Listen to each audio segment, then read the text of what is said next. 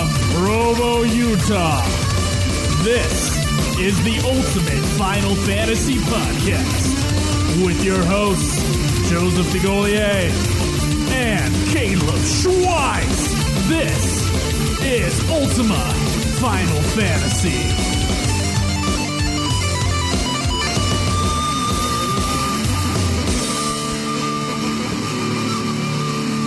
Welcome to another episode of Ultima Final Fantasy, the Ultimate Final Fantasy Podcast. I am Joe. And I am Kaleb. And I'm Kaleb. Oh my god. What is he doing here? Well, I mean, we're going to be recording our other podcast that we recently started called Nude Clan Gaming, where we cover all sorts of gaming news, go through other video games, review them, just discuss games as a whole. Are you saying we have a new podcast on the network? I am saying we have a new podcast Oh, shit. on the network. Oh, shit. I know. Nude Clan is here. It's true. Oh, man. Yeah, guys, go to nudeclan.net. Yes, and if you can't access that at work, then just go to Facebook or Twitter. It auto-tweets from Ultima's feed when we throw an episode on Libsyn. So yeah, you guys will be able to listen to it. It's not on iTunes yet. We're going to save up a little and then pump it out in probably the next couple of weeks, I would imagine. Yep. And yeah, so what are we doing today? What is this? This is the 2015 UFF Podcast Awards. Oh, sweet God, you're right. Oh, man. Listen, I am excited for the winners today. Yeah? Okay. Our winners, actually, by the way, if you are a winner on our show, we owe you a trophy, so email us your address. Yes. But you'll find out if you are, in fact, a winner. Yes. On the UFF Podcast Awards later on today. Schweiss, where are you in Final Fantasy IV Interlude? I am at the very beginning. The moment right before you click Start? New game, yeah. No, I actually... Why you be slacking, man? We got 4 FF14 episodes, or I guess 2. Since we stopped playing. Well, it's not really slacking. I've been doing stuff for Nude Clan. I was playing Diablo. I powered through that pretty quick. But the big reason is I promised everyone that I would start streaming again. And the big setback to that is I ordered the wrong streaming thing. I thought it was for the PSP. I thought it came out of the top with that mini USB. Right. Turns out that's not the case. And it's some little thing on the bottom that connects to the fucking sound jack, and there's another little thing next to it that looks like a monitor. So nice. I ordered that part. That should get in Monday or Tuesday, and I will start playing the After Years. I have pre-gamed it, though. I was experiencing a power outage here a couple weeks ago, and I was like, you know what? Screw it. I'm just going to play After Years because I can't play Diablo. Okay. And I've done probably about an hour in there. All right. No, not Afterlude. Sorry, Interlude. Afterlude? Afterlude, yes. Afterlude. You got to forgive us. We are a little bit rusty today from doing it live. Doing it live is like freaky right now. Yeah, it's been a so while. long. I mean, we've had all these 14 episodes with guests on, and we're not going to do that live just because of the feedback issues we'd experienced with everything. And yeah, so it's been a bit. But I don't know. What about you? Have you been playing it? I mean, I know it's not. I've played it a little bit, but knowing that you still have yet to start it, I've kind of slowed down. But if you guys listen to Nude Clan today, you'll find out what happened to me with Diablo. And so I have played a little bit of Interlude. I am in the Tower of Babel right after meeting Edge with Cecil. So of the few of you who have played Interlude, you know where that is. Yeah, it's not supposed to be a very long I think game. it's about midway or a little before midway through the game. All right.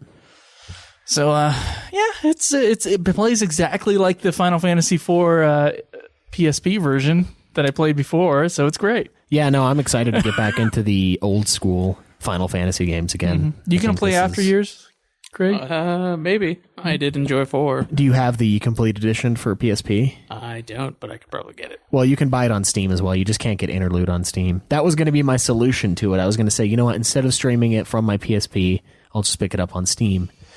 But Steam does not have the Interlude. Yep. So I was dethroned. My idea was shit on. Yes. Shall we get to news, Schweiss? Yeah, you know what? I think we have quite a bit of it since it's been a long time. That's true.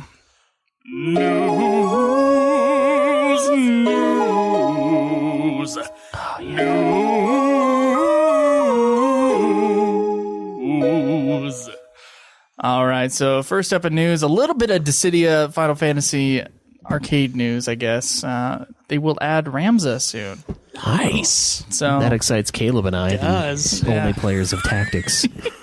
So that's all I have for Dissidia, though. There is quite a bit of. This is going to be a abridged piece of news. Shinru gave us A lot. while we in our 4 weeks of no news. Shinru gave us a ton of news, and so I suggest to any of you guys who wish to know more about this stuff to please go on our forums. And he has a whole news section. Yeah, anything that comes up during the week, he's pretty much on top of. Which is so hot. So, World of Final Fantasy. I guess yeah, they've that's- added Ferris, Yuna, and Charlotta. Charlotta is from Final Fantasy Crystal Chronicles Echoes of Time, by I was the like, way. oh shit, who is that? And other World of Final Fantasy news, which, Caleb, Craig, have you seen anything about this World of Final Fantasy stuff? I've seen a little bit, but not a whole lot. Okay, are you a fan of the blocky, is it chibi art? Yeah, it's chibi. You are a fan? No. Oh, you said It's I don't mind it. Okay. Well, we got a new trailer that we're going to have to watch for World of Final Fantasy. So, are you ready for this? Yes. Okay. All right, inside a little castle. It looks like Looks like in 10 almost, though. I'm thinking daggers. Yeah, I don't know Japanese. I'm not sure how. Is that the Moogle? That thing looks fucked up. There's Ifrit, he's mad. We got Shiva, not nearly as erotic. No, there's something about the big heads. You just can't do it? They're all children. What sucks is Everybody that in this game is a this child. isn't. I'm going to skip a little bit. There's a train, there's Ooh, snow, area. Behemoth. behemoths and shit. And yeah, I'm going to skip a little bit here. So yeah, new trailer if you guys want to check that out. It's all in Japanese though. So is it coming to North America? Did we solidify that information or not? I'm pretty sure it is, yeah. Pretty sure it is. I think it is. Why aren't they giving us English trailers? I don't know. It's probably not been localized Or yet. at least like subtitled trailers. Yeah, that's true. I mean, even if they haven't worked on localization, you could still throw together some dialogue over whatever's happening. Yeah, this is ridiculous. The map Anyway. looks like 13 right there. It does. I think it's kind of like another Record Keeper or Brave Exvius kind of game where it's like a whole bunch of Final Fantasies thrown together in some weird narrative. We do have some gameplay footage, like 20 minutes of gameplay footage was released. Okay. So if we want to take a look at this, the menu looks like the Kingdom Hearts menu. Yeah, it does. There's a triangle, circle, square, and X button. But it looks turn-based. It's turn-based, yeah. So that'll be kind of nice. Yeah. I don't know. I'm not that excited to play it so far, but I guess we'll find out if it's any good later on. The battle system does look kind of interesting, though. Kind of a mix of Final Fantasy and Kingdom Hearts, because it looked like you had I call that the FF15 battle system. the turn-based... Which we have news on that. That's not turn-based, though. That's active time. This is more... It looked more like a turn-based thing where you had hotkeys. Instead of going through a menu system, you could just press triangle for a potion, X for attack, kind of a thing. So it's a combo of the two, which I think is kind of interesting. Maybe. There has also been, now I don't really know anything about this, so I'm not going to delve that far into it, but the Final Fantasy Adventure remake, I guess, they said that it's about 90% complete. Supposed to be coming out soon in Japan, I think. And they've messed with the battle system, I guess. And so for you Final Fantasy Adventure players, you might recognize what I'm saying here, because I don't know what I'm saying. But I'll just quote the article. The series' familiar ring command system has been refined, and there's also a half ring command. You can also more easily switch between your weapons and armor. There will be a shortcut command that wasn't in the original game, and you can register magic and items for smooth use. Okay, so it sounds like they are kind of moving towards what we just saw with like a hotkey sort of. You use the rest of the controller instead of just X and circle in the games. Yeah. There's some Final Fantasy 14 news. Remember when Lightning Returns was coming out and they had a whole bunch of Final Fantasy 13 items that were available in 14. Yeah, they for had a little while. the snow outfit if you're a male character, the lightning outfit if you're female. Yeah, and the weapons. So the event, because it's been so long ago, they've decided that they're going to bring back the Final Fantasy 13 items in Final Fantasy 14. Oh. So players will be able to get that at the Moogle or the Mog station in order to purchase that stuff. So you have to definitely buy it. Yeah, and there's plenty of Final Fantasy 14 news because they released an update. Yes. And there's just too much news for me to cover right now. Yeah, so check online or listen to Limit Break for that. And there you go. You'll get your 14 news. This is big shit. Oh, yeah, this is pumping. Oh, man, I have such a rage right now. So FF9 is going to come to PC and smartphones. Damn straight. You want to watch the trailer? Yeah, I guess, yeah. I'm excited, man. I've been like pushing for this since the beginning of this fucking podcast. I agree. We both have. Listen, heroes who seek a reason for being. This is way too loud. Yeah, it is. If only we had some way to turn it down. There we go. So there's some nice little scenes from Final Fantasy IX. Zidane Tribal. Garnet till Alexandros 17. Vivi Ornetier. Vivi had a last name? Aldebert. It's in Steiner. it's in the little book. Yeah. I don't give a shit about the little book. Set off to find which cannot be found.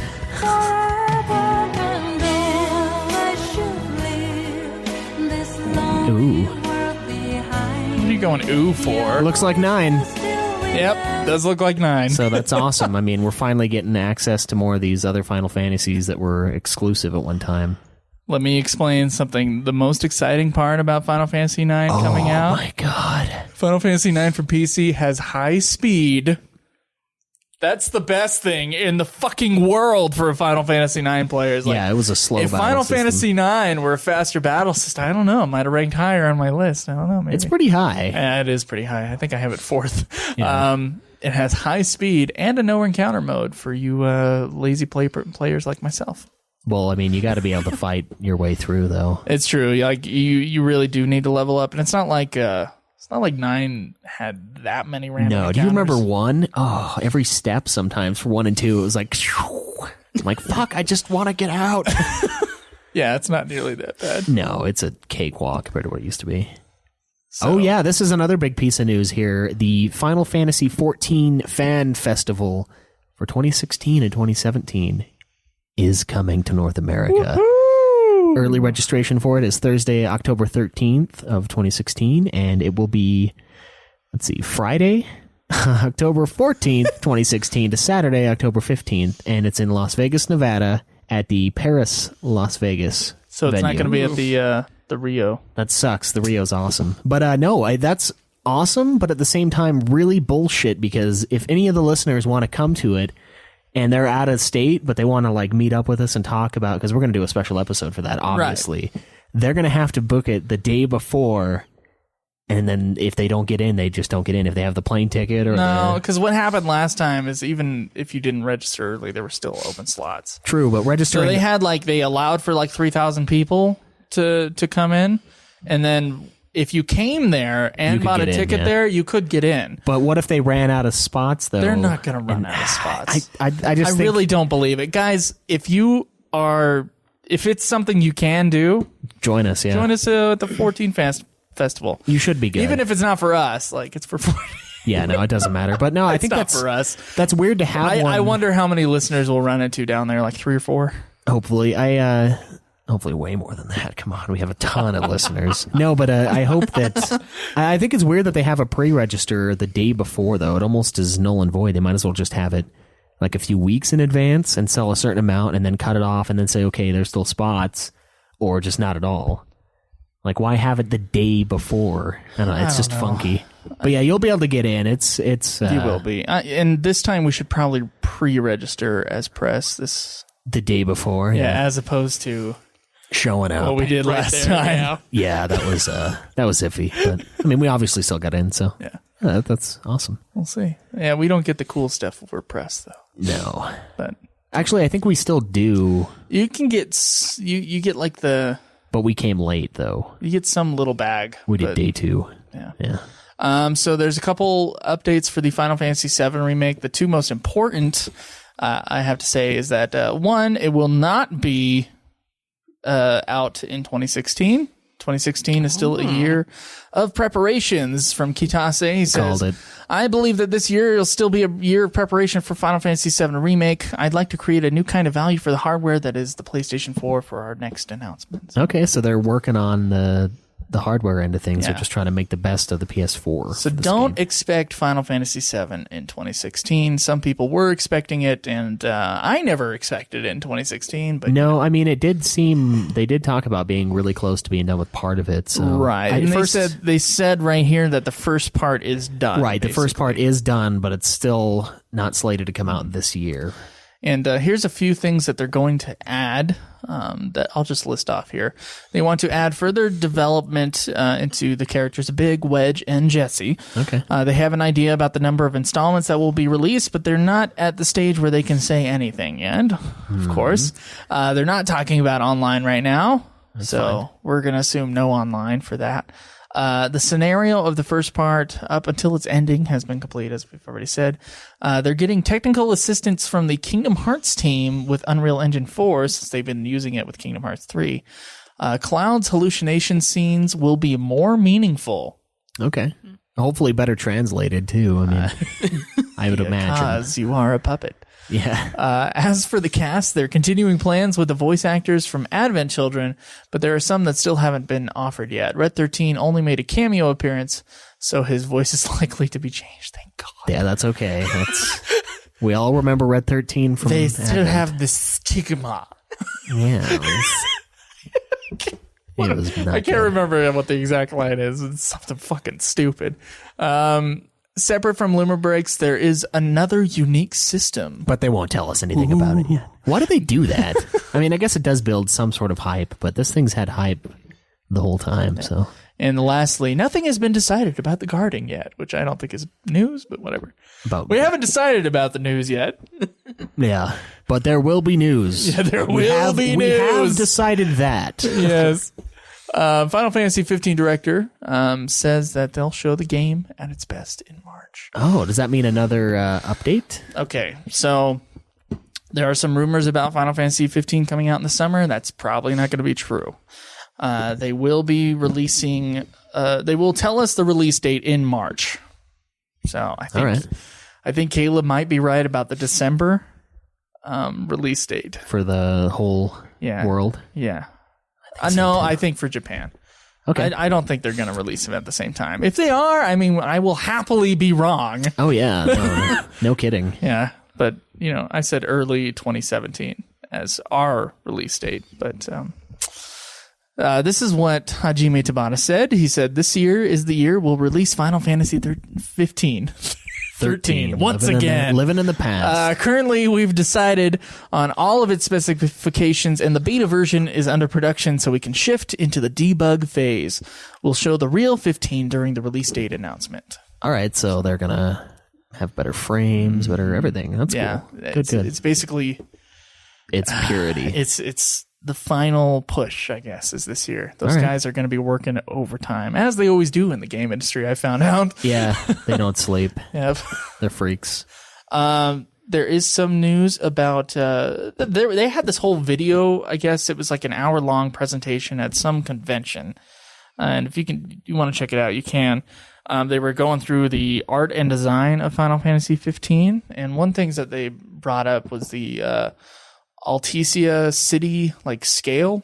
Okay. And apparently the city is so large and complex, and there's so many things to do in it, that sometimes the developers get lost in the city and they don't know where they're going. So this is looking like an FF12, more bigger than an FF12 situation. Yes. Which is halfway concerning, but I'm sure those Skyrim fans will love it. Oh, I'm all about that. For me, I'm like, oh shit, this game is gonna be long. But I don't mind. I guess it'd be cool. 15 is gonna be massive. I don't know if that's really news, but the idea that one city in 15 is so big, so immensely huge. The creators got lost in it. Yeah, that is. That's just nuts. It is. What was the last piece of 15 news that I thought was important? The 2 different battle modes. The 2 different battle modes. Ooh, I want to read this quote. Please do. The equivalent to difficulty level settings in Final Fantasy 15 is a system where you can switch between different battle modes. Yeah, what? By having this ability to switch modes, we want to make sure that both players who like action-oriented, technical gameplay, and those who want to fight at a slower, more relaxed pace, so Kaleb, can all enjoy the combat in their own style. This switching system is a key part of the gameplay that we decided to introduce based on the feedback we received from the episode Discade demo. We will go into more detail about the system closer to the game's launch, so stay tuned for more info. Yeah, what? I read that and I was like, what the fuck? So we're going to be able to play it more traditionally from the sounds of it. If you want, yeah. How are they going to implement that? That sounds insane. I don't know. It might be something. No, that's not. I was thinking maybe like the 10 thing where you have the advanced sphere grid and then the normal one where you kind of just choose at the beginning. But that would be messed up because if you choose the wrong one and you're really crappy at the game, then you can't go back, kind of a thing. So I mean, if Kaleb chose the harder one and he wasn't up to the challenge, then you would have to restart. So it's just a theory. It's just a scenario to put it into perspective. Yeah. A realistic scenario, yes. No, my God, I don't think it is. So this one's kind of sad. This is a downer, and we're going to end our news section with this. And we want to say that anyone who is any family member of Cyan Blake, the voice actress from Final Fantasy 14, our prayers and the players' thoughts, of course, go out to her family. Yeah, that's crappy. She is she's dead. Well, okay. Let's just read the Wikipedia overview of this situation. All right, so it looks like she went missing with her 2 sons on the 13th of December, 2015. On the 15th, a family member reported her missing to the Metropolitan Police. Police interviewed her partner, Simpson Kent. That's a popular name for... Anyway, the following day, and he went missing 3 days later. Blake's sister claimed that she wanted to end her relationship with Simpson Kent a long time ago. Blake's car was discovered on the 3rd of January 2016 in Bethel Green.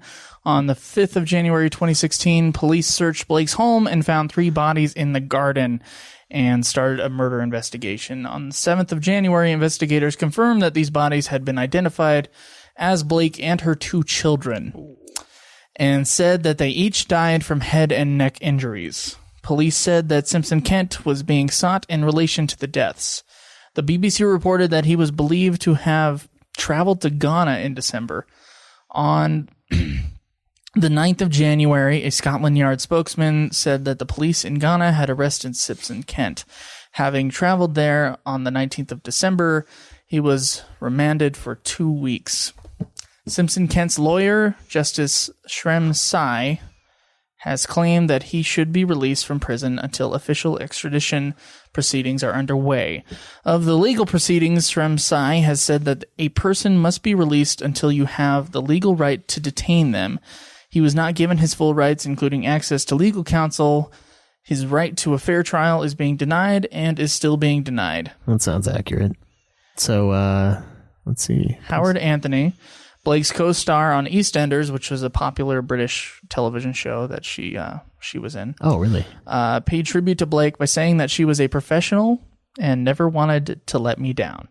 He criticized the police investigation, asking, why was it ever listed as a low-risk missing person case? It wasn't just her, it was her and her 2 sons. He also criticized the police for taking so long to find the bodies. All right, so on the 6th of January... happy birthday to me. The Metropolitan Police referred to itself the Independent Police Complaints Commission over its handling of the inquiry. Referred itself to the... Oh, okay, they turned themselves in for being crappy. Of the referral, the police said the Metropolitan Police has today, Wednesday, January 6th, made a voluntary referral to the Independent Police Complaints Commission in relation to the Cyan Blake missing persons investigation. Initial review has highlighted some potential issues regarding the handling and grading of the missing persons investigation. blah, blah, blah. So it sounds like they mishandled it, and it should have been a bigger deal than it was because it is her and her kids. But yeah, they're working with the investigation team to fully understand the timeline of police interaction with the family. Right. So we don't know for sure if it was Simpson, but I mean, yeah, that's rough. Yeah, that's really crappy. Yeah. So yeah, for you Final Fantasy 14 Heavensward fans, yeah, Yugiri, no more. I don't know if she voiced her in the Heavensward part though. No, it was in the Heavensward. Oh, was it? Just, okay. I wasn't positive on which version of the game. So yeah, our prayers and thoughts go out to them, and that's rough. Yeah, that's really unfortunate when anything like that happens. It's a cruel world. So on that downer note, we'll move on to our award show. All right, sounds good. Okay.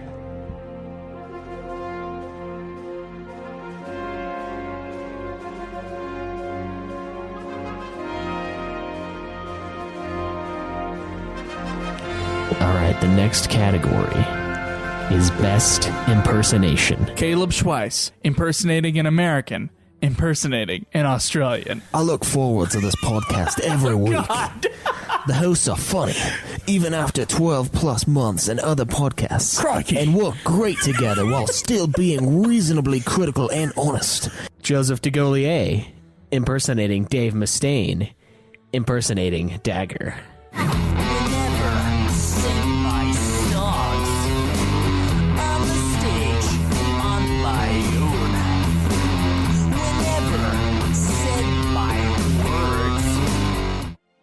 The winner is Kaleb impersonating an American, impersonating an Australian. Oh!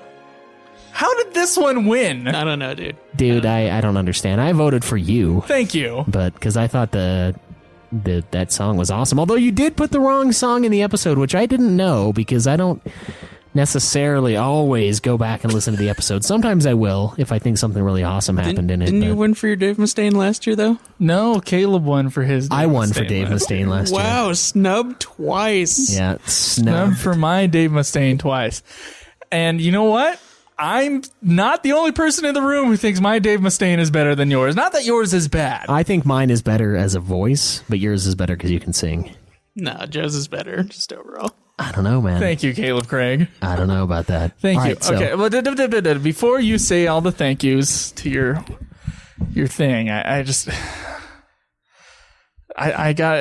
feel like What are you gonna Kanye West. me, you fuck? Just give me the award, you greedy fucker. Listen, man. You agree that I should win this award. Kaleb agrees that I should win this award. I agree that I should win this award. Yeah. And it's not because you impersonating an Australian was not really fucking funny, because it was.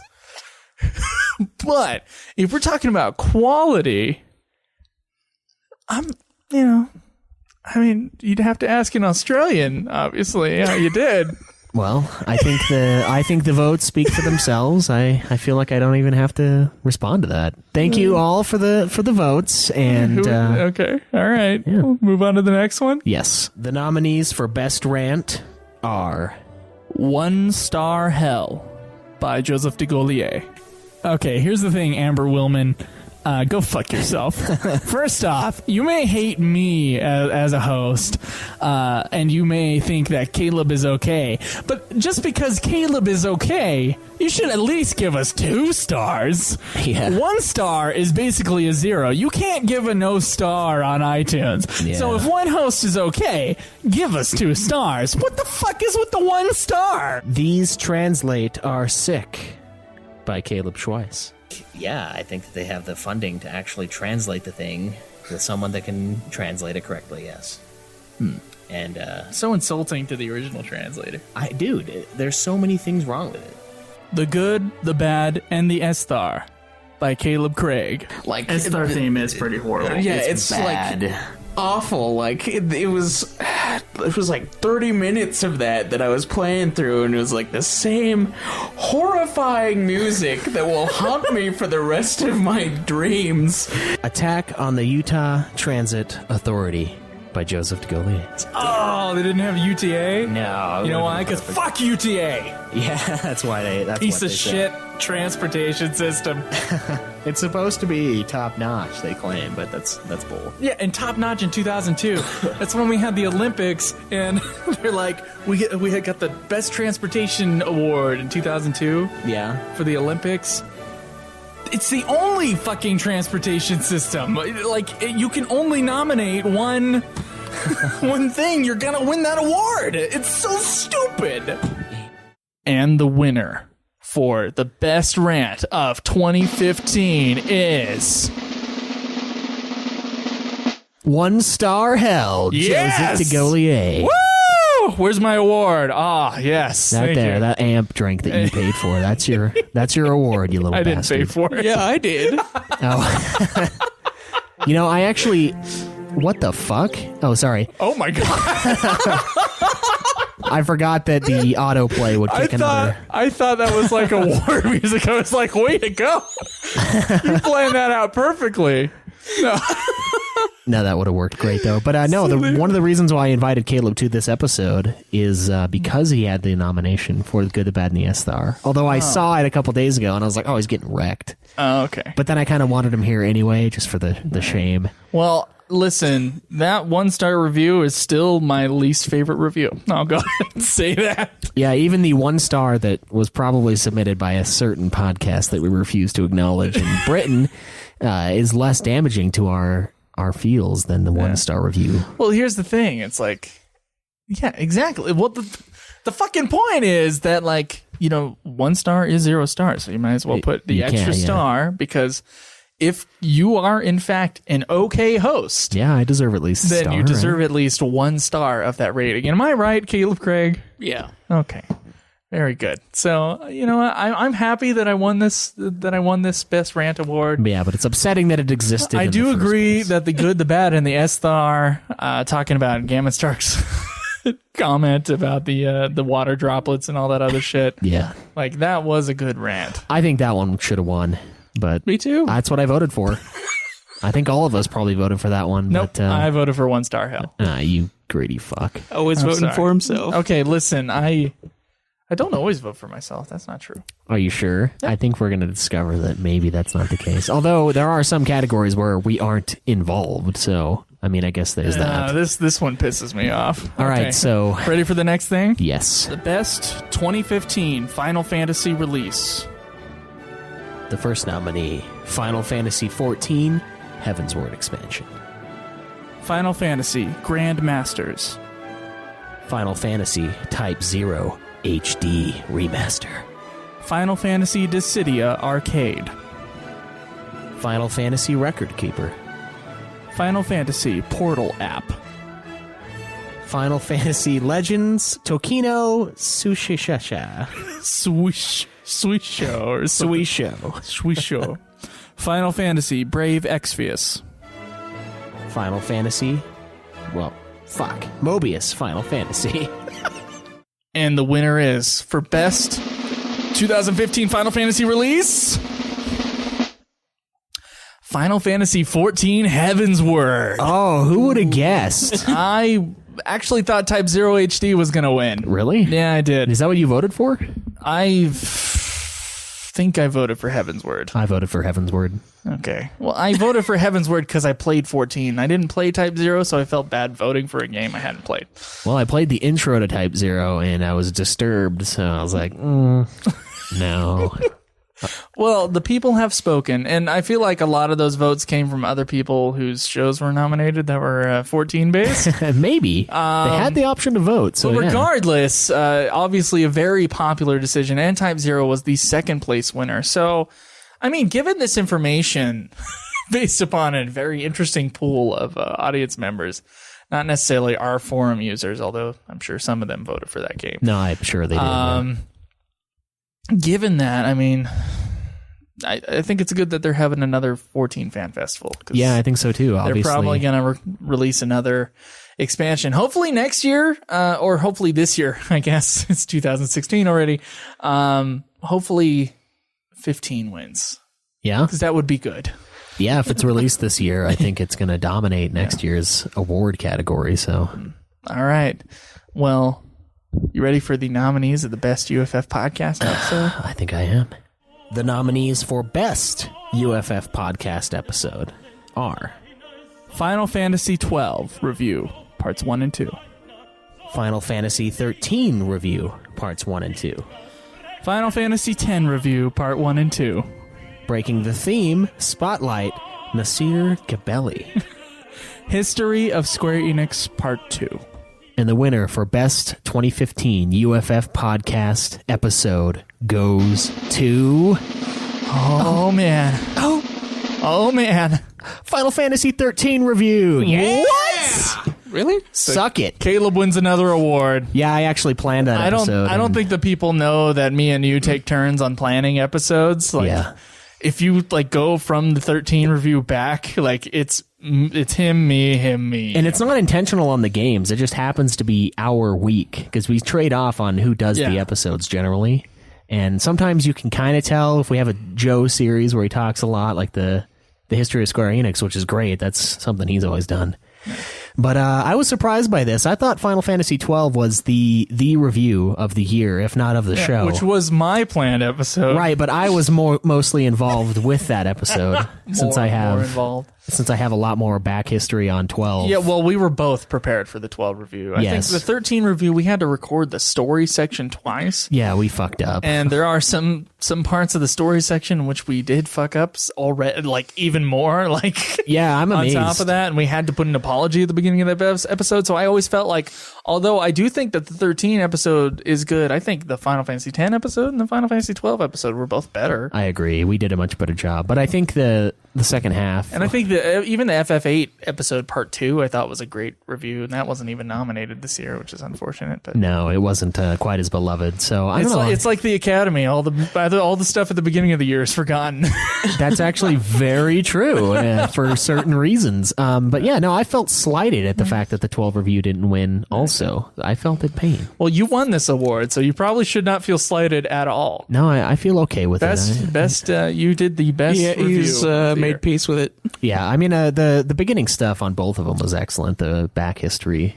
Yeah. So that's really the only thing we did. The rest of it was a group discussion, but... Yeah. And Caleb Craig was part of the 12 review. I was. So, it's true. That was great. Yeah. I mean, feel a little betrayed. See, I feel like you're getting snubbed all day, dude. I know. The FF12 review was probably our best episode ever. I think so too. I think that's our best episode we've Parts ever released. 1 and 2. Yeah, it was great, and it was a lot of fun recording. So, and the 130 hours that I put into the game was a lot of fun. Ooh. It's not that it was the greatest game. Yeah, no, obviously. But I think it was our best episodes. But all right, yeah, let's go to the next one. Well, let's go to the downer. All right, before we get to our community awards. Okay. The nominees for Worst Ultima Final Fantasy Episodes, if such a thing exists. The nominees are Final Fantasy 14 Parts All, Final Fantasy 9 Parts 1 and 2, Final Fantasy 7 Remake, History of Square Enix Part 1, Mr. T for the FF7 Remake. All right, and the Worst UFF Podcast Award goes to Final Fantasy 9 review. Oh. Yeah, whose review was? Oh, that was mine. Yours. Yeah, Fuck! That's why I was really laughing. Like the other day, I was looking at it. I was like, dude, I am destroying this year. Like fucking shit. Joe's episode's the worst. Mine's the best. Well, at least you won, Joe. The impersonation. Yeah, no, this is a win. This is a lose. This is a win for Joe. Okay, it's basically like a shame on us part of the year. No, it is. I mean, we went through a lot of crap for the Final Fantasy IX era. I mean, I was going through a huge breakup. There was separation of like 4 years with this girl, and I was just like, hey, and I thought about it. I was sitting back and thinking, we were playing these games, and in the beginning we were just dominating. We were going through 1 and 2 just so fast, and I felt like we slowed down to the point where it was downing the show in a way, which I was completely wrong, obviously. And so I was like, okay, let's try to do this one in a month. That's a disc a week. We can do it. and we just plowed through 9, and it showed when we got to the story review. We rushed it, and there was a lot of stuff that we forgot. And I thought it was going to be a smaller game than it was. And I think a lot of the reason why this one won the worst episode is because we have so many forum members, so many listeners that love Final Fantasy IX. It is the greatest game in their eyes, which I can see why it's so good. I mean, it was a lot of fun, but I feel like we kind of dropped the ball on that episode review, and that's why I voted for it. And yeah, I voted for Mr. T for the Final Fantasy VII Remake, which was the second episode, or second biggest voting wise. Right, and that one's because it was like half an hour. Yeah, it's half an episode because we didn't have time to do a full episode, so we were just like, okay, we didn't have space. Let's talk for a little bit and be done, and that's what we did. So it's an episode. It's a cheap one, but it's a half-ass episode, and I don't think FF9, although a rushed game experience, and we had trouble with the story section, which it seems like when we have trouble with the game, that's always the part where we have trouble with.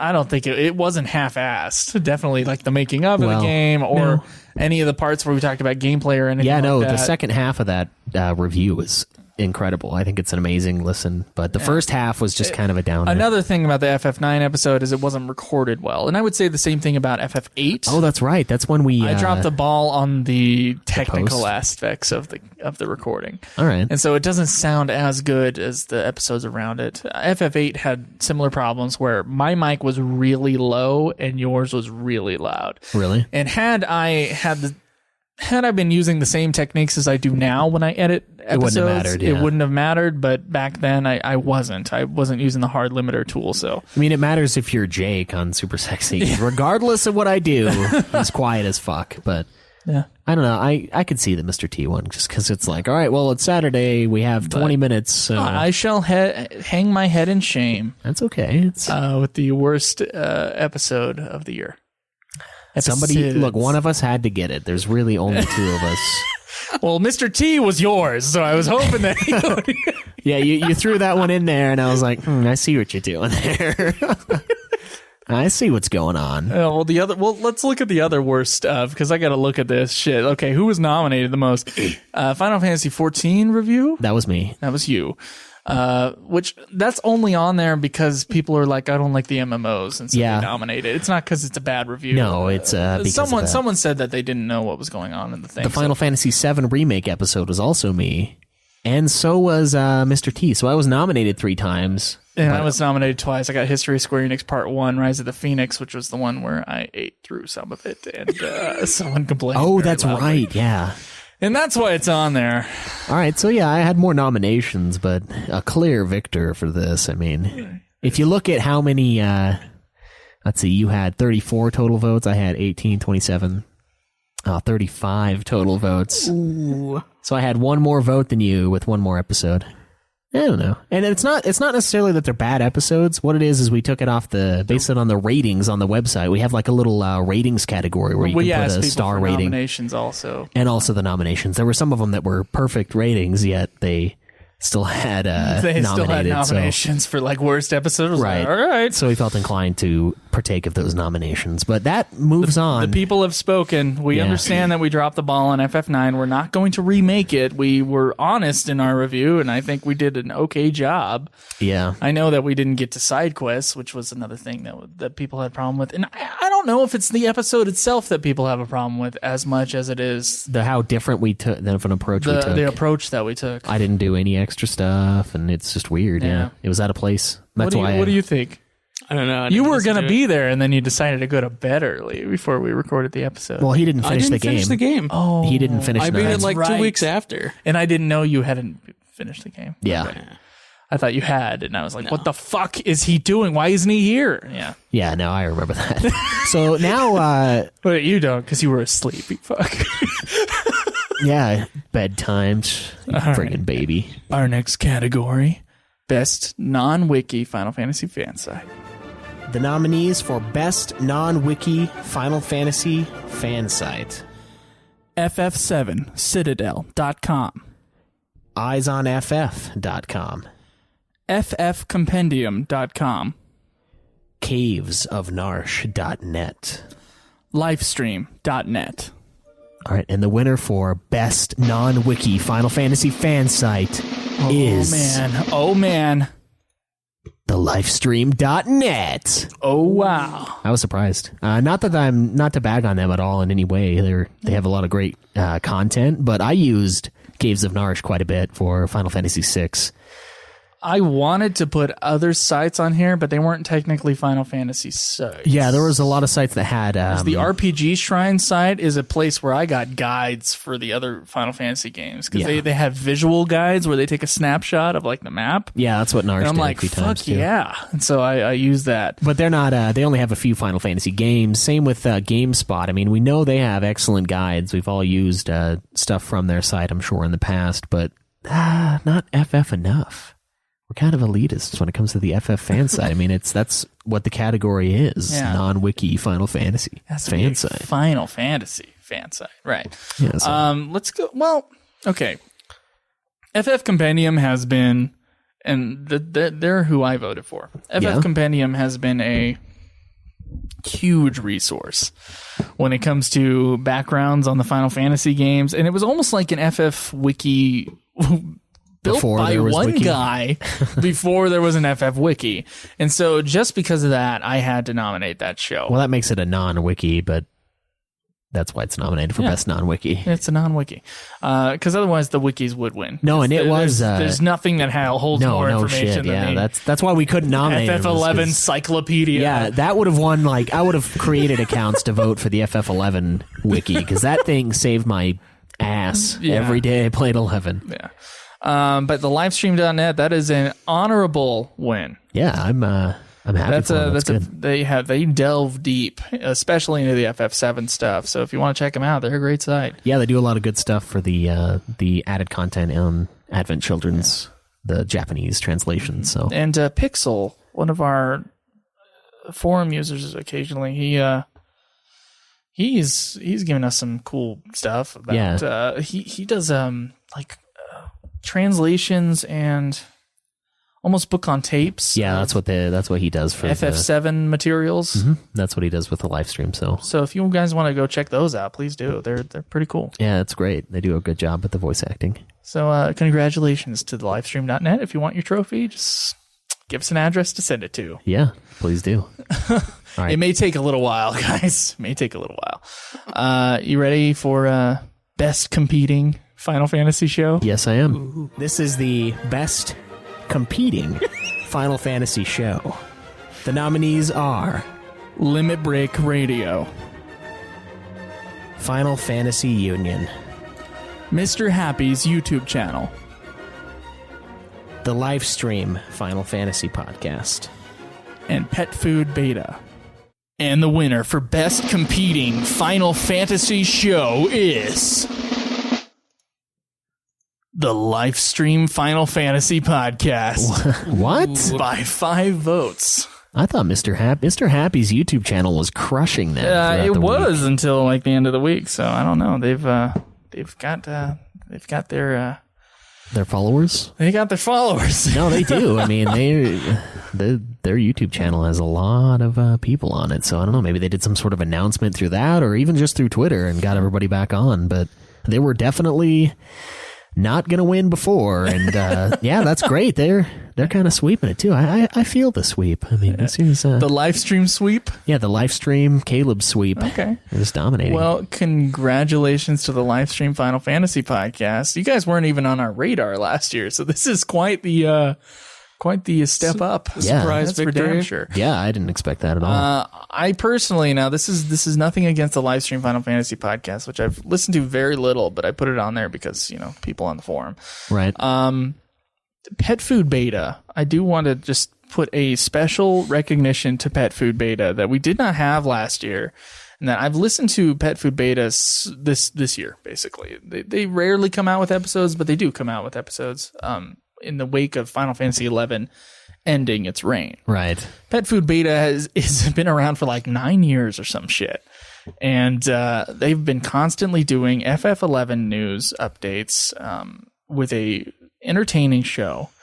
Unfortunately, you can't search Final Fantasy and find pet food beta, which is a problem for them. Oh, I'm sure it is. Yeah. But ever since I found out about it, I've been really impressed with what they were able to do. And just I would give them a special award if I could, but we don't. I would give them a special award simply because they've been around for so long before the end. And I guess this is the end now since the final 11's expansion done. Of 11. And so I just want to a big shout out to Pet Food Beta. Wow.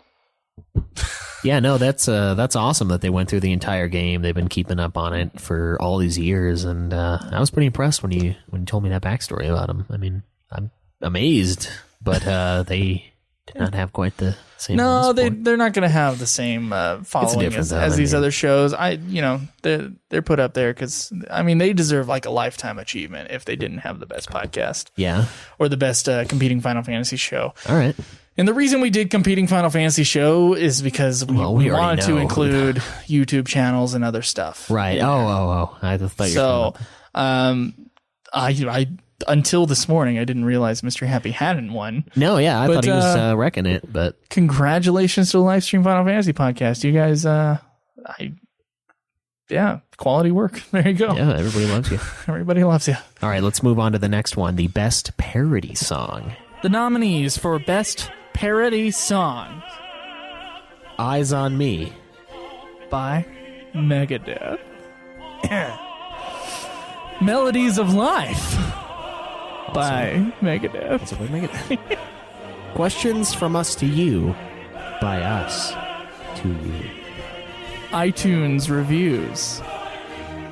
Yeah. No reviews by Ozzy Osbourne. Yes. Twice. All right, the best parody song of 2015. What is it? I'm so excited. Is, oh my God, it's a tie. What's it a tie between? A lot of things. All right, so we have a three-way tie here, almost a five-way tie. A three-way tie between Eyes on Me, Melodies of Life, and No iTunes Reviews. Those are all great songs this year, although I feel like the one that lost was also amazing. The Questions from Us to You and iTunes Reviews both had 2 votes. And this one we put up a little late, so admittedly it's not necessarily the most fair of sampling sizes. But we do have our tiebreaker here today. It's true. Kaleb has not voted. Schweiss, you want to put the drum roll back on while Kaleb decides his vote? Yeah, you got about 3 seconds here, buddy. Okay. Who's the winner, Kaleb? Who's it going to be? It's Melodies of Life. Oh, you got to wait till the drum roll ends. Not going to do it. Woo! All right, Joe, you win another. Oh. Well, most of them were Joe's anyway, so it was a good chance that he was going to win. That's true. Let's see. Questions from Us to You was both of us. We both recorded on them. We both recorded. Melodies of Life, Eyes on Me. Those were all you. Okay. iTunes Reviews was mine. No iTunes Reviews was mine. And iTunes Review, I don't know, we both collaborated. But the 2 big ones, the 2 musical pieces, Pure Joe. And I'm glad that Melodies of Life won. Joe. Well, here's the thing. Eyes on Me versus Melodies of Life, that is a tough one. I think. Because Eyes on Me, I think maybe a funnier parody because of just the song structure and the way that I kind of put it together. And Melodies of Life is like a song that I'm proud of as a musical piece. Yeah, no, I think it's a good body of music. So, Dave appreciates it. I appreciate it. Of course, I'm very proud and I'm glad it won. Because if it didn't win, if no iTunes reviews had won, I'd be pretty sad. I'd be pretty sad today. Yeah. All right. Well, though I am, I'm proud of all 5 of those pieces. No, yeah, I worked on all of them, so I think we make some good parodies for sure. Yeah. But so those are our winners for the 2015 UFF Podcast Awards. Yeah, we're glad you guys voted. I mean, thanks for participating in that. It's a fun thing that we like to do every year, and congratulations to all of the winners. All of our winners. Now, we do have some specialty awards that we got to give out. So, Schweiss, let's take a tiny break, and we'll get back to that, okay? All right, sounds good.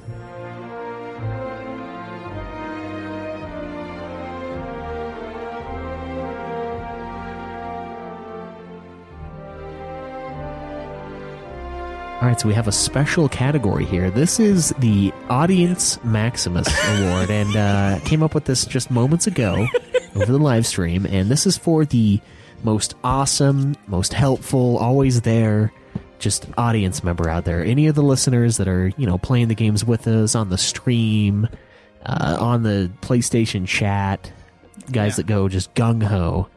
And, we just wanted to give them a little award for that. For people especially, although we do have some special...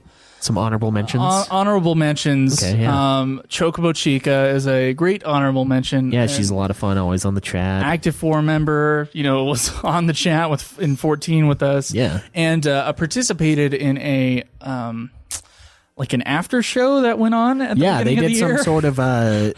uber meta review of Ultima podcast. Yeah, and that provided a lot of and they'd good send it to us, and that was cool. Yeah. We also had Gabranth, or Steve, or whatever name you want to go by, and he helped us with 14. He was always on the PlayStation chat. A lot of fun. He's been watching my streaming. He found us through me playing 12, my 12 videos that we put up on YouTube. My magnum opus of my career is what, he found that extremely helpful, and he's been a lot of fun to play the games with and shoot the shit with over the chat. Another one we have here, Anthony Walker, our moderator on our Twitch Yes, he's channel. a lot of help with that. He also came in around the 12 time, too. Darth Jomu, who played some of 11 with us. Yeah, it was pretty cool. He's always been liking our stuff on Facebook. He's always been a big support. He won an award last year for best Facebook user, I think. And the guy's funny as hell, too. I mean, he's a pretty cool dude, so we put him as an honorable mention. Yeah, and of course we can barely go a couple episodes without bashing on Void, a green mushroom. He's been a great force in our podcast, providing us with stuff to talk about, questions in the beginning. He was the only guy asking us stuff. Basically, and so, Void is a very special honorable mention. Yes. Shori, who played with us Final Fantasy 11. Oh, yeah, he was a great guy. I guess he couldn't play 14 with us too much, could he was, I think he was busy. He got on, I think he's been on once in the last 2.5 months on 14. He added me. He when I was streaming one night, he came up to me and was waving at me and stuff. And I was like, oh, dude, you're back. And then just never again. Okay. Should we talk about the 4 special... The Audience Maximus winners? Yeah, you got our drum roll up? No. Well, let's, should we do a custom drum roll? Kaleb, can you do a drum roll for us? No, dude, that sounds like shit. No, that's going to sound horrid over the thing. Did you exit out? Exited out of the drum roll. We didn't need it anymore. Okay, all right. Oh my god, okay. All right. That's what we're going to have to do. Are you ready? Okay. Yeah. We got, let's go with our first one. Now you do a drum roll while I lift off their achievements. Okay, this man played both 11 and 14 with us. Has been a constant source of inspiration and a good friend of the show. We're going to go with Baindrum as our first winner. Yeah, Baindrum's awesome. He's always on. He's always willing to play the MMOs with us. He's obviously a big fan of the old school MMOs, and he's willing to play Final Fantasy 11 with us. We got him into playing the Final Fantasy MMOs, and both 11 and 14. 11 and 14, consistently. So very differing opinions on those two games than we do, but he was there and he provided a lot of help with us, and a lot of good entertainment too. I feel comfortable when Baindrum's I feel safe, in his embrace. His voice just soothes. You know what I mean? So a big thank you to Baindrum. We ready for the? You want me to do the drum roll? Yeah, you can do the drum roll. All right, so there was a time when Joe and I actually looked up news for the show. We put the work in. We found the stuff that we wanted. But since then, we have had this great man submit news to us every week for the last God knows how long. I actually don't know if it's man. Yeah, actually, that's true. I'm pretty sure he is, though. Shinru. Yeah, he's a great forum member. He provides a lot of content. He gets on us a lot. He gives us all the news. He's always a nice counterpoint. He is a very Good counterpoint. If only we had him here instead of Caleb Craig. But Wow. that would be that'd be way more useful. But the guy provides us a lot of stuff. He's always involved in the chat that we have going on the PlayStation. He's come by a few times on the stream. I know that's not really his thing, or maybe I'm just on at conflicting times, but I have seen him on there even, and he's just all over the forum, scouring the web.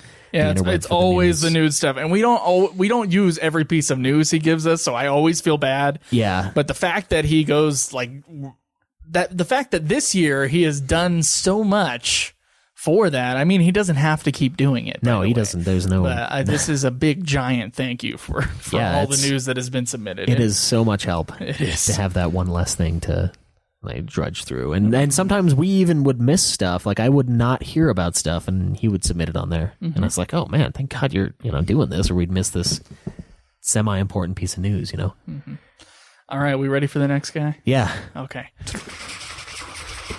For playing both 11 and 14 with us, for being on there consistently, even when he was by himself on the TeamSpeak channel, for joining us for our review episodes of both FF11 3 and 4 and FF14 3 and 4, which was admittedly recorded on January 2nd, but I'm still going to count it.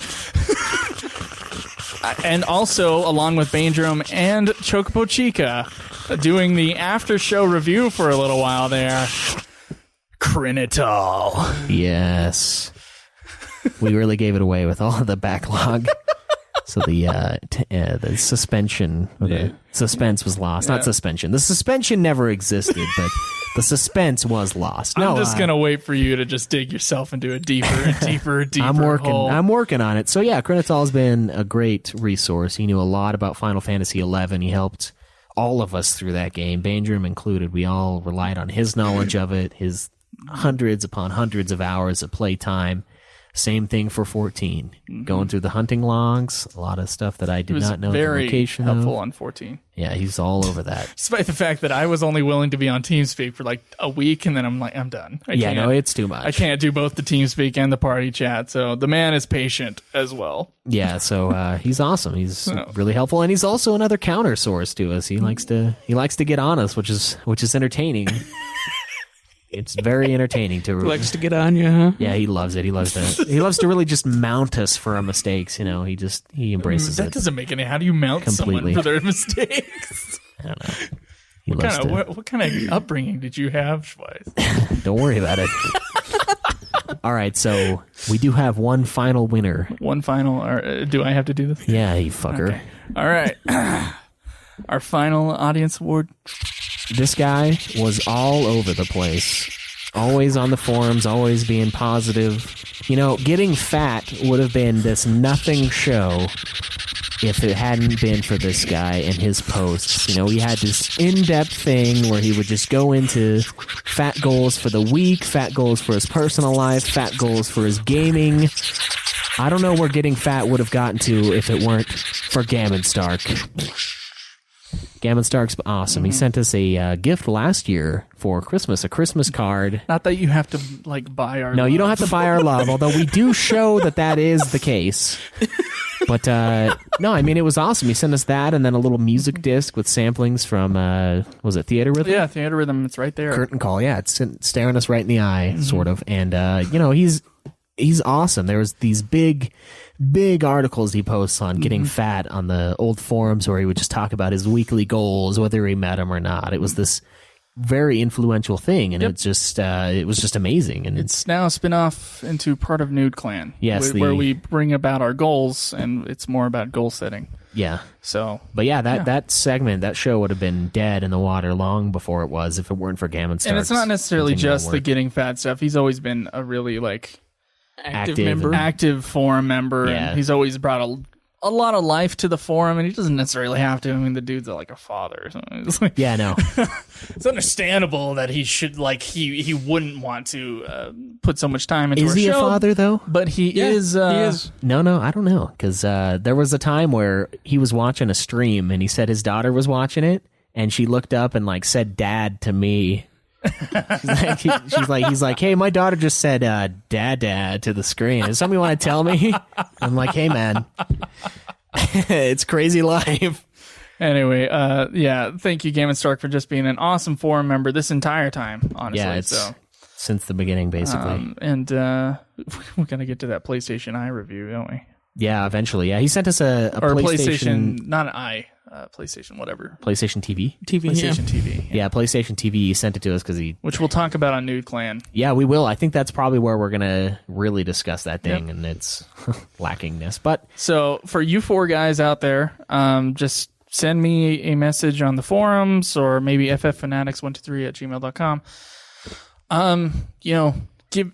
Give us an address. We got some little things to send out to little you. trinkets we want to give you. Oh, also another honorable mention that I forgot to add was Broken Bells or what is that guy's name? It's not actually his name. That's what makes it so tough. You know the dude that played 14 with us, the Canadian guy? Yeah, Bill Mardigan. Bill Mardigan, yeah. He was also a lot of fun. Yeah. Not around quite as long as some of the other guys. That is an honorable mention. And you know what? Our honorable mentions would keep going and going and going. Yeah, they would. Pretty much mention everybody. He's from Canada, by the way, but a lot of good stuff. So it doesn't count. And, is he from Canada? I think he is, yeah. Oh, okay, all right. I had gathered the Canadian feel just by listening to the sound of his voice, so... Yeah, but if you are Baindrum, Shinru, Krenital, or Game & Stark, just give us a message with your address on it, and we'll send you something the coming weeks. Yes, we will. All right, well, I think that's going to end it for our 2015 UFF Podcast Awards. Yes, fortunately, though, with time off comes great question quantity. Let's get to some of those. Questions for us. We would like to hear from you. To our forums or contact us on Twitter. Get on and ask your questions. We'll answer them in week. This is the question segment. Asking you will receive. Oh, God, I love that. All right, so the first question we have is from Cloud here, a new forum member. Okay. It's titled The Reality Problem. I think an ongoing problem for the series is that the increasing visual quality poses greater problems for suspension of disbelief. I solicit your thoughts and possible solutions. For example, FF7 is his favorite game, him or her, I guess. I am not at all bothered by the suspension of disbelief concerning Cloud's sword should be inconsequential relative to summoning a Bahamut, but isn't. Gunfire is pretty trivial compared to Tifa's fists. Bullets are ineffective unless fired by Vincent or Barrett. The party is able to engage in combat with the Titanic diamond weapon, which is bigger than Midgar. It's a game, and I'm fine with all of this. By contrast, despite my FF7 love, I hate Advent Children. All the above things are really annoying in Advent Children. The solution to the above was to make it more anime-esque. I personally do not like anime style. All the characters can all but fly in Advent Children. The problem occurs because they tried to show things to scale. In reality, this is going to make the FF7 remake very challenging to produce, in my opinion. Is an anime style the only answer, or is perhaps the better solution to abandon many of the classic elements to make the story more real? As a huge FF7 fan, he would rather throw away things like summons or the party fighting objects 10 times their size to make the game more realistic. He thinks the story and characters are very strong and that the sci-fi fantasy element can work really well without the realm of the absurd. Thoughts on this? This is a rough question. Yeah, basically, do we think we should edit 7 to make it not seem so ridiculous? Well, or future FF games. Or future FF games. Whether or not their reality, like them looking more real in a way, but also being anime. Yeah, I mean, we got to remember that the diamond weapon is... So the less good the graphics are, the more willing we are to invest in its characters. Kind of. Well, no, I don't know. The point he brings up about the diamond weapon being as big as Midgar, that's only in the open world map, which Cloud is also as big as Midgar in. Okay. The weapon's not actually huge. The The weapon's not actually that big. I think the scaling is going to be a lot better in this this remake for sure. But I don't mind suspending disbelief. I don't mind it not being super realistic. I'm okay with them fighting ridiculous things. It's how it's always been. Okay. Yeah. I think they should just keep it the same. Keep the ridiculous scaling. I mean, I don't have a problem with it. I mean, obviously, Advent Children I have different problems with. It's not necessarily that. It's the launching each other up to fight Bahamut at the end. That just doesn't make sense. Yeah, that was I really played dumb. Shadow of the Colossus. I know you can climb does it. it bug you because of the original FF7 and then that one they suddenly have the great physics? Or if that were a movie by itself, would you have problems with that? I would still have Would you problems have with problems it. with that in FF13? To some extent. I mean, I know all of them have When that. FF13 is low gravity.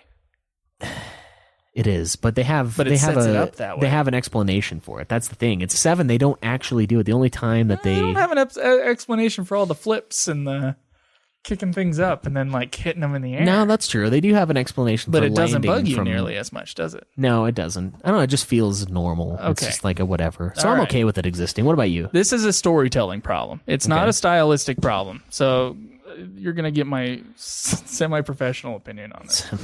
Okay. Here's the thing.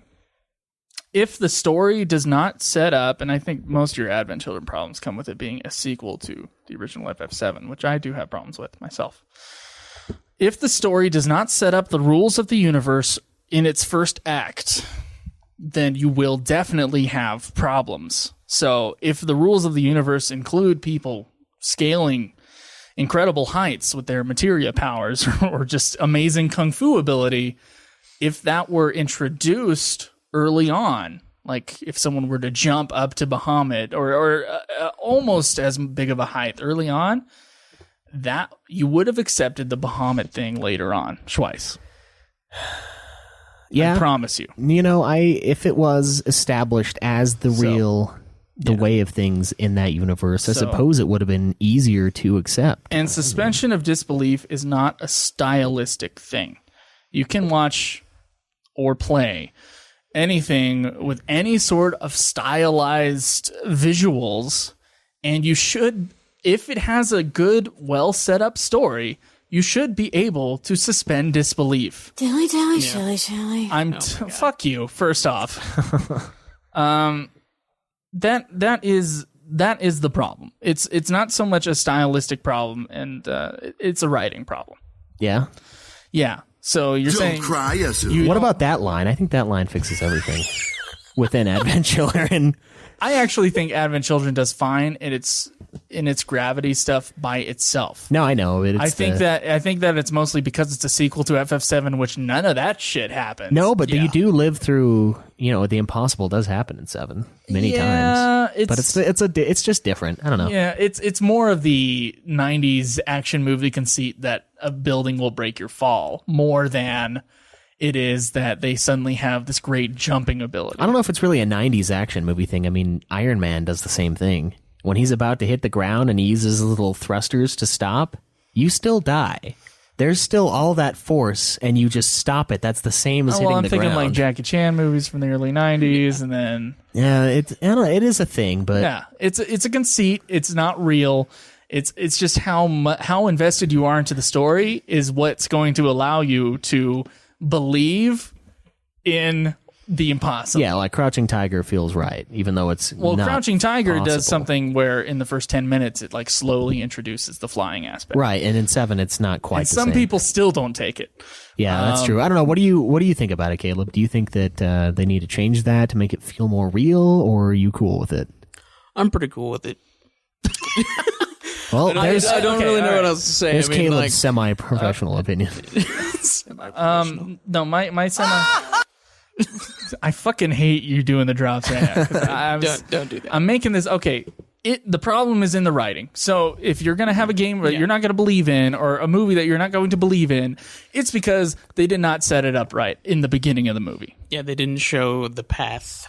Yeah, or like they didn't slowly introduce you to it. It was just too much. It just randomly So happens. Yeah. it's a writing problem, not a anime or realistic stylized problem. In my semi-professional opinion.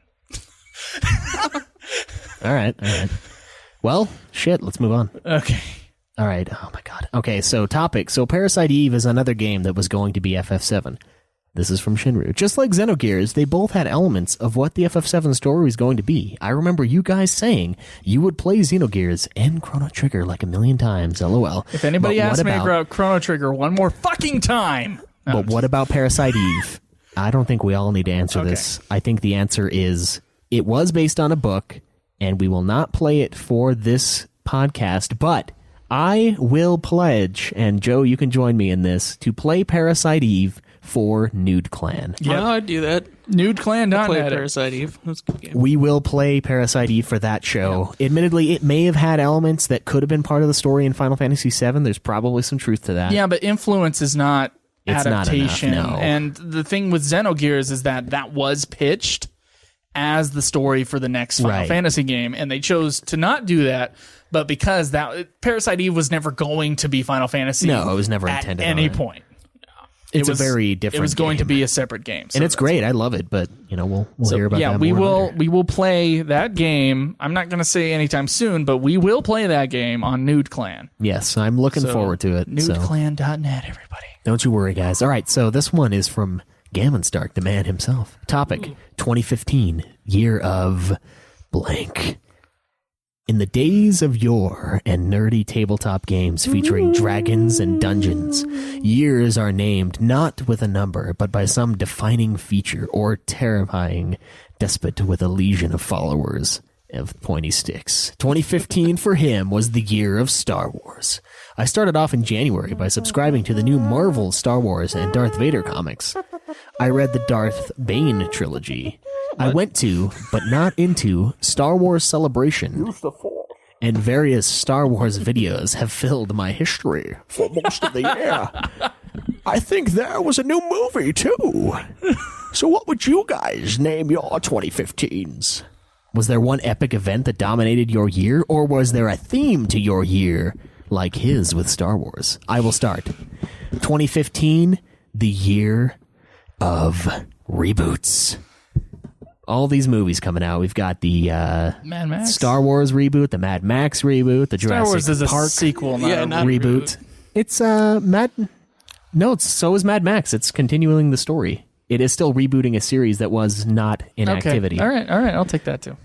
All three of those, we've got. I swear to God, there's more, but I'm not sure. Does your year have to be your personal year is defined by the movies that came out? No, I just think there's a lot of rebooting of things. Final Fantasy VII's remake, also a reboot, sort of. I don't know. What about you? What do you think 2015 should be the year of? Fuck. It's the year of fuck. Wow. Yeah, I would agree with that. Yeah, would you? Would you really?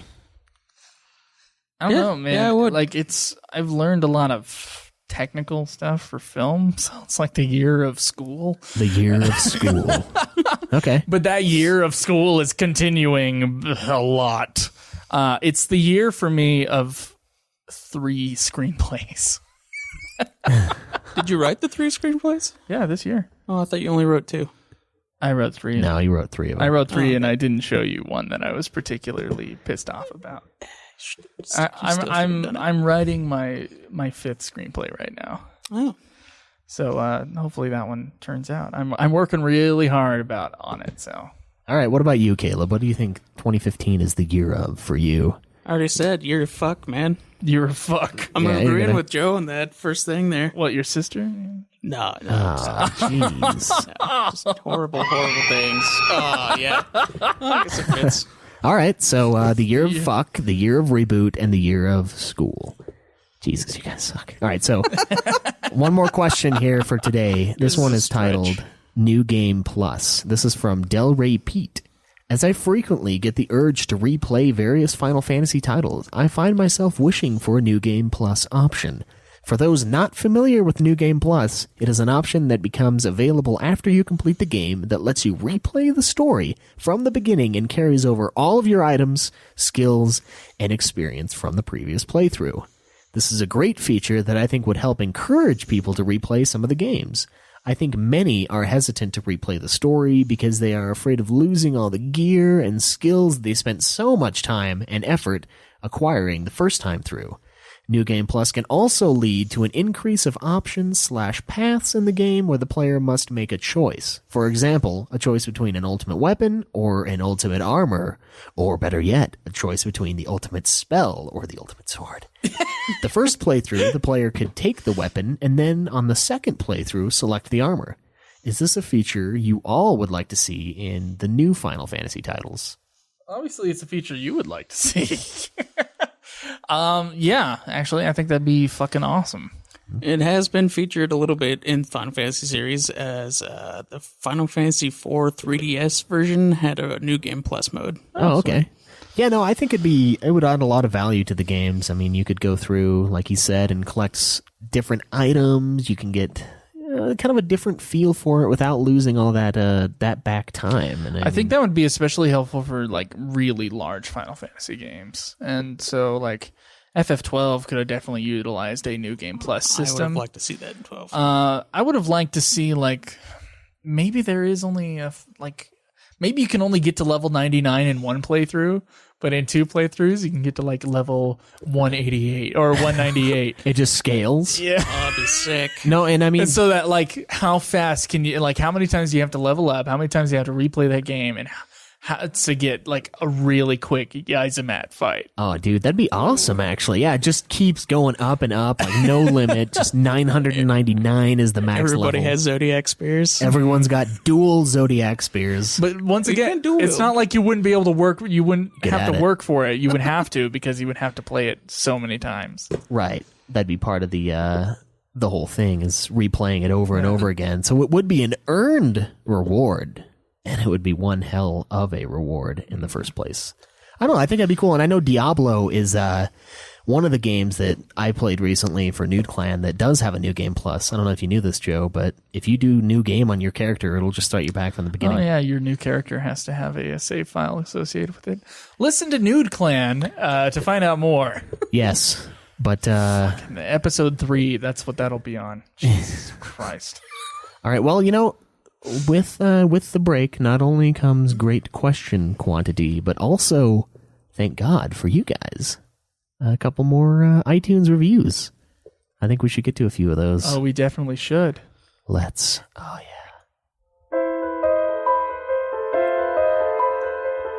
Oh my God, that's loud. iTunes reviews. iTunes reviews. It's a review? Review. I've never heard that All jingle right. before. We I got like it. s- we You got haven't heard that s- before? Yeah, I never heard that one What before. the fuck? That's good. Oh, have you heard questions from us to you? Yeah, I think I have. Okay. It's epic. Yeah, it's the epic one. All right, so we got 6 new iTunes reviews from the U.S. wow. iTunes store. This one is from Shawsome Love on December 17th. It says, my new favorite podcast, 5 stars. Well, thank you Oh, very man. much, Yeah, thank Shawsome you. Love. I started listening to Ultima Final Fantasy about a month ago. I listened to one episode and was surprised that it wasn't lame or cheesy. Oh, well, thanks. Unlike this one. Yeah. When I figured out they were reviewing the games in order, I decided to start with episode 1. Jesus, I'm so sorry. Listening to all the episodes in order while I played through FF12 and FF13, but mostly through FF12. Now I am caught up and have seen the progress the show has made. Personally, I enjoy some of their earlier episodes more, but what they have now seems to be a well-oiled machine. Well-oiled? It's very It's lubed. definitely a machine, but it's well-oiled. It's like a WD-40 when it starts cramping up kind of a thing. You can also join in their forum, which seems like a lot of fun. I recently joined and plan on getting more involved in the discussion. This podcast is a great listen for anyone who enjoys Final Fantasy and or Square Enix. Can't wait until you guys review Kingdom Hearts, but I know that is a long time coming. Yes, it is. Well, thank you for the 5-star review. We really appreciate that. It Thank- helps the show greatly. Thank you very much. All right, so we have another one here from Hood FG Doesn't BSHSB. That is disgusting. No, I'm kidding. I don't know what that means. I don't know what it means either. It's titled Cotton-Headed Ninny Muggins, a 5-star review. Nice. Love this podcast. Yes, it's you actually do. the only podcast I listen to regularly. I've been listening for about a month, and I'm finally caught up. Good God. It's great, relaxed, and casual. But, in a good way. Very entertaining. If I had any complaints, I always got to bring this up. It would be how you rushed through FF9, but that's mostly because it's my favorite. So I know I'm biased. Many people are. But I do have to point out that you can double the battle speed in the menu. We did. Makes the game so much better. We doubled that shit, and it was still slow. It's way too slow. We played FF8 at the highest speed, so Yeah, we were like, bam, Yeah, FF8's lowest speed is about FF9's highest. Yeah, if even that slow. So that's a rough game. Yes, it is. To get used to. So love the work you guys do. Thank you, and keep it up. How much would Chuck... Wait, what? How much would a woodchuck chuck if a woodchuck could chuck wood? Fuck that. Thank you. Woodcock chuck. A woodcock chucks woodcocks. And, yes. I don't know. I don't know either, but thank you for the review. you We got very a few much. more here. Go for it. This is titled Awesome by Amazing Corey B. Amazing? Corey B. Corey B. Yeah, he's amazing. He is, yeah. The review episodes are very good. I like the news segments. There's a bit of filler between episodes, but that I skip sometimes. But those are entertaining enough to make me want to listen to most non-review episodes. Oh, okay. Well, thanks. I'm glad we knew. You're one of the majority. Yeah, a lot of people just listen to the reviews, which is fine. That's really the our main bread and butter, focus, yeah. But, thanks. This one is a 5-star review from Bane's #1 fan, titled "Good to Listen to." Are you looking to hear about Final Fantasy news as well as reviews in your spare time? Have a listen. It's best enjoyed when doing a boring task like yard work or grinding in an RPG, much like Game Grumps. Yes, you guys are good enough to be compared to Game Grumps. I don't even know who that is. Except you, Kaleb. Fuck that. It just sounds like two guys hanging out, giving their thoughts. So yeah, 5 out of 5. What? I don't know what Game Grumps is. I don't know what it is either. No. But thanks. That's Thanks awesome. for the That 5-star counters your 1 star. I think that's the purpose of that. What was that for, Caleb Craig, or I don't know. It's probably for Caleb Craig. 'Cause that was around the time when we were maybe really... maybe it's for you? I don't know. We'll find out. It's definitely for him. Yeah, fuck you. No, but thank you for the 5 stars. No, yeah, it's regardless. fantastic. No. The review, you can shit on us all you want. Yeah, it's all about the stars, You baby. Give us a 5-star review and shit on us. I don't mind. Yeah, I'll take it. I'll even beat off while you're doing it. All right, we got a couple more here. You okay? Just the image popped in his mind. This is fuck Sorry. you. Stop it. Why are you getting so mad? This is great stuff. 5 stars because of that fucking voice. That's why. This is from Medaxes. I've been listening to this podcast daily for weeks. In the past, I had searched for a solid Final Fantasy podcast that discussed each of the games in detail, and now I have finally found it. Ooh. Man. Sorry, I almost fucked up in my speech, so I had to You had to cover it up? Yeah. And then talk about it. Caleb, uncover. I can't not talk about it. Caleb and Joe are hilarious, and any Final Fantasy fan will enjoy reliving their game memories with them. It may even motivate you to replay your old favorites. Great job, guys, and thanks for the hours of entertainment. Many, many hours. All right, so this one is a 5-star review from Dancing_Scientist titled Prodigious Podcast. Ultima FF is an ambrosia for any FF fan and independently a model of a good podcast for any genre. I have been addicted to the show since I first discovered it. The show features 2 gentlemen who really know how to have a good time. Oh, God. And analyze a game at the same time. We sure do. They have a sense of humor reminiscent of a more refined South Park. I don't know. Intelligent, insightful, crude at times, and in a hilarious way. Direct, relaxed, not pretentious, except for Joe, whatsoever. I have my moments of pretentiousness, and I feel horrible every time I get there. It's all right. I'll just do a drop every time. Piss you off. The interaction between the hosts is priceless unto itself, and they are both intelligent men in their discussions/observations of FF. I do appreciate that they have a sense of music, Joe does at least, performance, and theater. Theater. Yeah. They may conduct themselves I'm a like some thespian. casual fan guy you might know, but they analyze the FF games with a good eye towards the importance of good story, characters, etc. They are open-minded people who appreciate the importance of being honest with their own opinions without any real arrogance towards others. That's not really true, but that's okay. Their knowledge of FF is great. They certainly know the subject. They review literally all the FF games from the beginning. Episodes review a certain game after a recent playthrough, ensuring that they really know the subject. They analyze each game in great detail. The designers of the games, news about FF products, literally anything FF that you might ever analyze on the web. Their show is getting better all the time. They learn from their minor mistakes to make things better. The first episode has bad audio. Don't worry, they fix it by episode 2. I feel like we fixed it by Final Fantasy 12's review. Yeah, that's when that's when it truly evolved.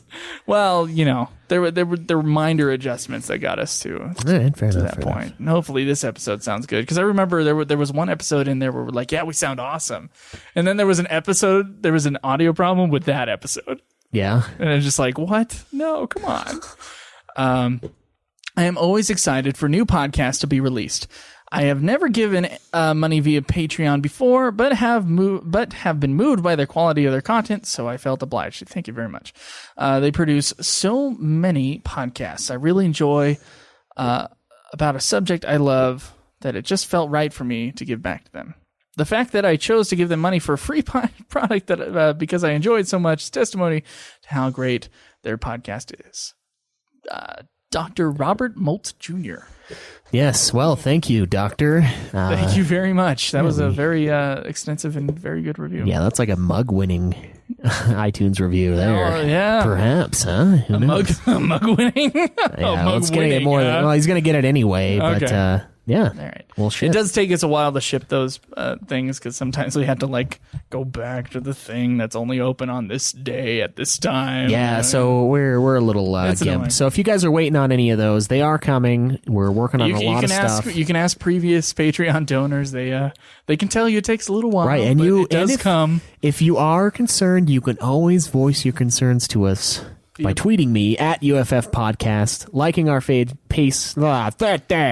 liking our page on Facebook, facebook.com/Ultima Final Fantasy, of course, about the Patreon reward that you had yet to receive, if that's the case. And you can donate to us there. You'll get the episodes early. You guys will get the inside scoop on any little nugget of podcast that we're coming out with. Anything new, you guys will know about it first and get it first. You can watch my live streams on Twitch. That's twitch.tv/Ultima Final Fantasy. We're live streaming from there right now. What is it? Follow on YouTube? Subscribe on YouTube. Jesus, it should just be follow for all of them. But that is you. People would understand if you said follow. I think they would. They'd be like, no, I can't. There's no follow option on YouTube. It's youtube.com/Ultima Final Fantasy. And you can find all of this and more on our forums at ultimafinalfantasy.com. Please join. We got a couple shows we got to talk about. Yes, we do. Getting Fat with Kaleb and Schweiss. With me and me. The show is clearly about me with all the Joe talking. You couldn't tell. Getting Fat with Kaleb and Joe. Schweiss, are we going to do a final episode on that feed? I don't know, man. We can do it today. I don't know if I want to. If we don't, we will. We need to answer the fucking questions. No, I know, but we can keep that as a subject for the new segment for Nude Clan, though. That's what I was thinking of doing. Okay. All right. So instead of having a finale, a final episode of Getting Fat with Kaleb and Joe, it has already been absorbed. It's been absorbed into Nude Clan. The obese creature that is Nude Clan has consumed Getting Fat with Kaleb and Joe. So that's no longer a thing. Consumed all the fat. Yes, all of the fat. Well, it's no longer a thing by itself. It's by itself. Yeah, we still talk about it. We still bring it up at the end of our episodes of Nude Clan. But Nude Clan, it's an awesome podcast. It's Kaleb, Craig, Kaleb Schweiss, myself, Joseph, and our friend Cameron, who's been on Super Sexy a few times. And I don't think he's ever been on Ultima, because he doesn't know shit about Final Fantasy. I think he was on like one or two episodes. He was on Getting Fat also. Yeah, he was on Getting Fat. That's what I said. Oh, I said Super Sexy. Yeah, he's been on Getting Fat. That's right. We had him after our trip But right. yeah, no, all of us are doing a gaming podcast. We go over gaming news. We will eventually anyway. And we got gaming review reviews. games. Yeah. Fallout 4. We got a Fallout 4 review Yeah. you guys can check out. Yeah, it's a great episode. Caleb and Cameron played that, and I'm really we've only done 2 episodes, and I gotta say I think it's our best podcast. it's really good, guys. It's not on iTunes yet. We're going to be releasing it probably in the next couple weeks, and that's the reason why we don't have the full show yet, because we don't have news, obviously. Because by the time we get it in a month, it'd be super outdated. But Yeah. you'll get the full experience soon. And then you and Drew have this little movie thing that you guys do. I know you promised to never do a movie podcast where you Okay, listen. critically review, but I feel like you have different. avoided that. It's different. In feel my like it mind, is, yeah. it is different. in your mind. Okay. We're talking about Godzilla, the Godzilla podcast. You can find that on iTunes. You can go to GodzillaPodcast.com. What do you guys do on that? Listen, if you got a Godzilla movie, especially from the first 3 Godzilla movies, we have commentaries for them. So they're commentary / podcasts. So to get the full experience, you got to watch the Godzilla movie along with our commentary. Yeah.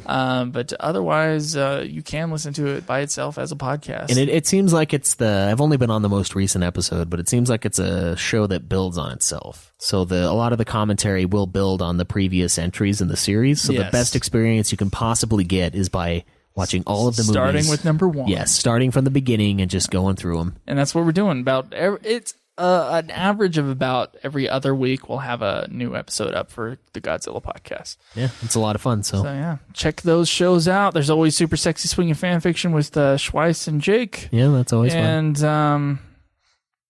And next time we'll get to our questions from us to you. All right, yeah, we So we don't have enough time for this episode. So Well, shoot. yeah, I guess we'll see you guys next week.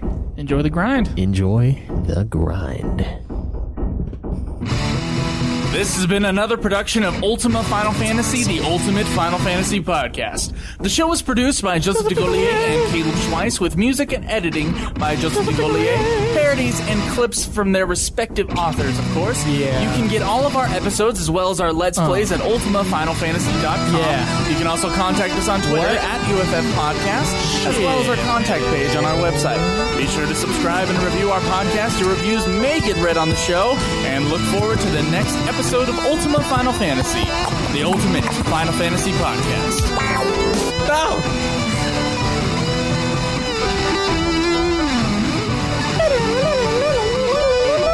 Hold on, y'all. Wow!